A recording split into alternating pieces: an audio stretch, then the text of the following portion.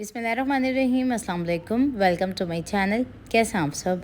उम्मीद करती हूँ कि आप सब खैरियत से होंगे। आज आप लोगों के साथ शेयर करी हूँ बहुत ही डिलीशियस सब्ज़ी की रेसिपी। और आज हम बना रहे हैं गर्मियों के हिसाब से भिंडी दो प्याज़ा। सिंपल से इंग्रेडिएंट्स के साथ बहुत ही झटपट से ये रेसिपी बन जाती है, जो कि बहुत ही ज़्यादा टेस्टी लगती है। तो रेसिपी वीडियो अच्छी लगी तो उसे थम्स अप ज़रूर दीजिएगा प्लीज़। चैनल पर नए हैं, सब्सक्राइब नहीं किया हुआ है तो चैनल को ज़रूर से सब्सक्राइब कर लीजिएगा। तो चलिए बनाना स्टार्ट करते हैं इस रेसिपी को। भिंडी तो प्याज़ा बनाने के लिए मैंने यहाँ पे आधा किलो भिंडी ले ली है और भिंडी को मैंने वॉश कर लिया था और वॉश करने के बाद मैंने इसको धो लिया था। अगर छोटे साइज़ की भिंडी मिलती है तो उससे ये बहुत ही ज़्यादा अच्छी बनती है। अच्छा, भिंडी बनाने के लिए कुछ अहम टिप्स होते हैं कि जैसे भिंडी होती है उसको आप पहले वॉश कर लें, उसके बाद उसको छन्नी में रख दें, फिर आप उसको कट करें। तो मैंने देखें कट करने के बाद इसको पैड ड्राई कर लिया है बिल्कुल। इसमें पानी बिल्कुल भी नहीं होना चाहिए, वरना तो इसमें लेस पैदा हो जाता है, क्रिस्पी नहीं बनेगी भिंडी। अब आ जाते हैं नेक्स्ट स्टेप की तरफ। नेक्स्ट स्टेप में मैंने यहाँ पे एक खुली सी कढ़ाई ले ली है जिसके अंदर हम 1/3 कप तेल डालेंगे। और तेल को गर्म करने के बाद इसमें हम डालेंगे ये कटी हुई भिंडियाँ और भिंडी को हम फ्राई करेंगे। तो यहाँ पे भिंडी को हम इस तरह से जब फ्राई करके बनाते हैं तो एक अलग ही टेस्ट आता है इसमें। और ये होता है कि इसमें जो लेस होता है ना वो निकल जाता है और भिंडी जो है उसका कलर भी ख़राब नहीं होता और ये ओवर कुक भी नहीं होती है। अब इस भिंडी को हमने इतना फ्राई करना है कि इसमें से सारा लेस निकल जाए। तो देखें थोड़ी देर के बाद इसमें लेस पैदा हो जाता है। जब तक इसमें लेस आना बंद नहीं हो जाएगा जब तक हम इसको फ्राई करेंगे मीडियम फ्लेम पर। यहाँ पे तकरीबन 5 से 6 मिनट गुजर चुके हैं। ये भिंडी हमारी बिल्कुल फ्राई हो चुकी है, हाफ डन भी हो गई है इसी में। तो इस स्टेज पे हम भिंडी को फ्राई करके निकाल लेंगे एक बोल के अंदर और तेल को इसी में रहने देंगे। इसी तेल के अंदर हम आगे का स्टेप करेंगे। अब ये तेल हमारा गरम है। इस स्टेज पे हम डालेंगे इसमें 2 मीडियम साइज़ की स्लाइसेस कट हुई हुई प्याज। अब इस प्याज को हम फ्राई करेंगे तो स्लाइटली कच्चा पक्का सा फ्राई करना है, हमने ओवर कुक नहीं करना। तो ये देखें प्याज थोड़ी सी सॉफ्ट हो गई। इस स्टेज पे हम डालेंगे इसके अंदर साबुत ज़ीरा 1 टीस्पून। इसके अलावा इसमें डालेंगे हम बारीक कटी हुई हरी मिर्च, जो कि मैंने डाली हैं 3 अदद। आप टेस्ट के अकॉर्डिंग कम या ज़्यादा मिर्चें डाल सकते हैं। इसको डाल के मिक्स कर लेंगे हम और सौटे करेंगे इस प्याज के साथ इन दोनों चीज़ों को।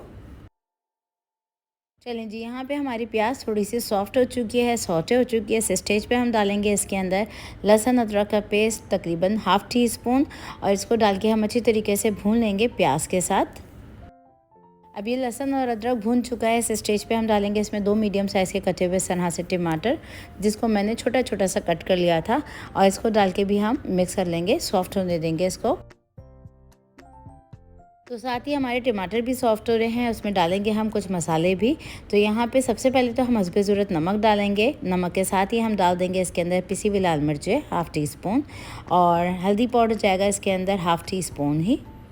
और इसके अंदर हम शामिल कर देंगे कुटा हुआ धनिया, जो कि रोस्टेड हुआ हुआ धनिया है 1 टीस्पून।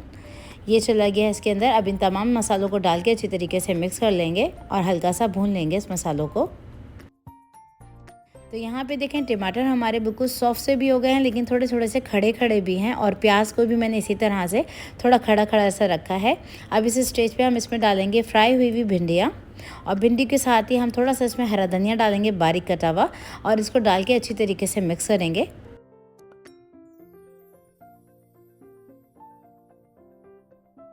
भिंडी को डालने के बाद हमने इसको तकरीबन 5 से 6 मिनट के लिए बगैर ढके इसी तरह से कुक करना है, ताकि इसका कलर भी ख़राब ना हो और ये बिल्कुल गल जाए।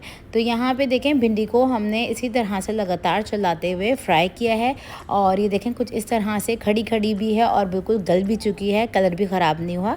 लास्ट में हम इसमें डालेंगे थोड़ा सा लेमन जूस। तो मैं यहाँ पर आधा नींबू का रस पूरा निचोड़ के डाल रही हूँ इसके अंदर। आप चाहें तो इसमें इमली का पेस्ट भी डाल सकते हैं, थोड़ा सा चाट मसाला डालना चाहें या आमचूर पाउडर डालना चाहें तो भी आप डाल सकते हैं। लेमन जूस डालने के बाद भी इसको 1 से 2 मिनट के लिए कुक करेंगे हम। अब यहाँ पे हमारी भिंडी जो है वो बिल्कुल रेडी हो चुकी है।